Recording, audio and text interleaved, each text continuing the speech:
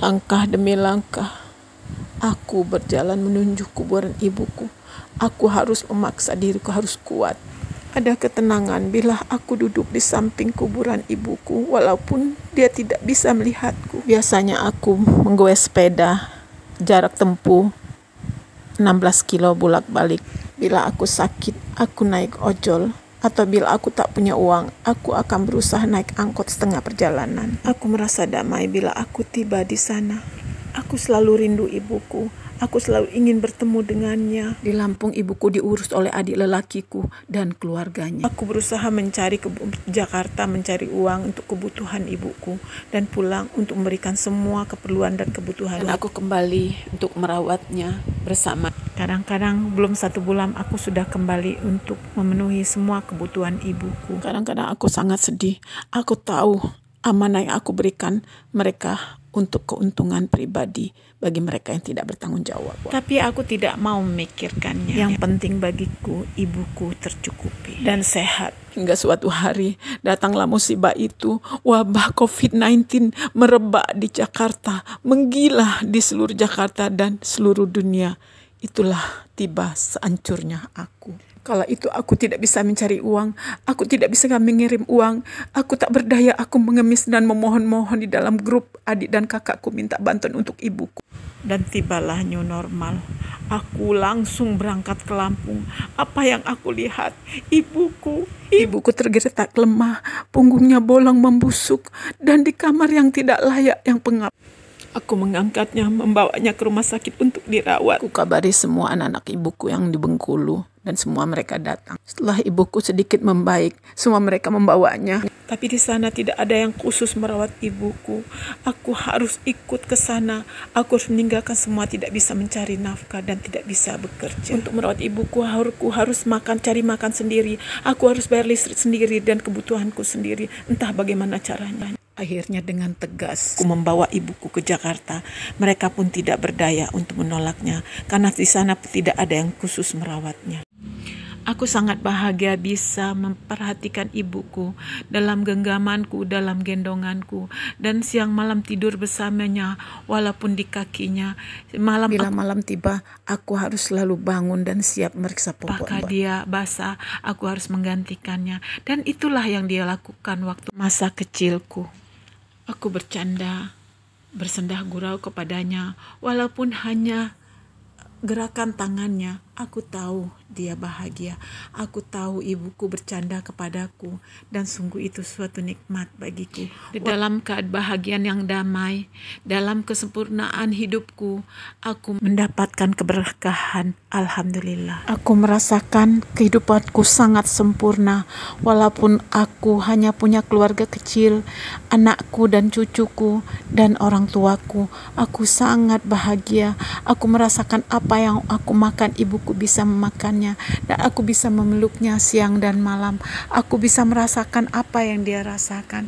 Alhamdulillah. Tapi kebahagiaan itu tidak lama, teman-teman. Musibah yang lebih besar lagi, COVID-19 menyerang lagi gelombang kedua dan membunuh banyak tetanggaku dan menyerang juga anak-anakku, ya teman-teman, dan menyerang keluargaku, dan aku tertular. Akhirnya aku sendiri harus merawat ibuku dan anak-anakku, dan aku sudah terserang COVID.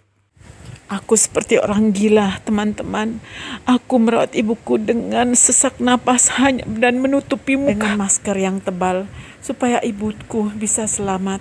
Dan aku tidak tahu apa yang terjadi. Waktu itu ibuku menjadi sakit dan badannya panas, napasnya sesak. Aku lari ke sana ke sini minta pertolongan, teman-teman. Tidak ada yang mau menolongku. Aku mencari oksigen kemana-mana. Aku tidak menemukannya, teman-teman. Hingga akhirnya ibuku semakin sesak, teman-teman. Semakin sesak. Waktu itu aku tidak tahu seperti dunia ini akan runtuh, teman-teman. Aku memeluk ibu erat, menuntunnya, mengucapkan asma Allah, mengucapkan la ilaha illallah di kupingnya. Tak ada yang menuntunku kecuali satu orang tetanggaku dan anak-anakku. Tidak ada siapapun, mereka semua takut. Ya teman-teman, hanya aku dan ibuku. Aku tidak tahu harus berbuat apa. Duniaku hancur, hidupku hancur. Ya Allah, hancur duniaku dan hubunganku ke langit akan terputus. Ya Allah. Ibuku pergi, teman-teman. Ibuku telah memutuskan nafasnya. Dan malam itu aku bersamanya. Aku memeluknya, teman-teman.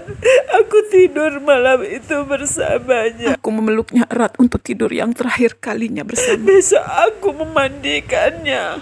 Aku memandikannya dengan pertolongan teman-temanku dan ustazaku. Ibuku ku mandikan sendiri dan dimasolatkan di masjid tempat aku berjamaah. Ibuku dibawa ke makam kuburan Kemiri bersama anakku dan teman-temannya. Ibuku pergi, teman-teman.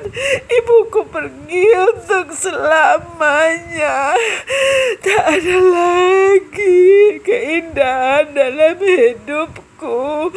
Tak ada lagi cita-cita yang ku kejar untuknya. Tak ada lagi harapan-harapanku, teman-teman. Semuanya musnah dan dibawa oleh ibuku bersama Allah yang mencintainya, teman-teman. Ibuku dibawa oleh Allah. Ibuku dibawa. Aku harus mengikhlaskannya. Saat itu jalanan sepi. Semua lockdown total, teman-teman. Tak ada satupun orang. Dan aku mengiringinya, teman-teman. Lemah lunglai aku turun dari mobil jenazah.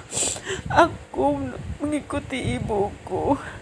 Aku memeriksa liang lahatnya. Aku memeriksa semuanya.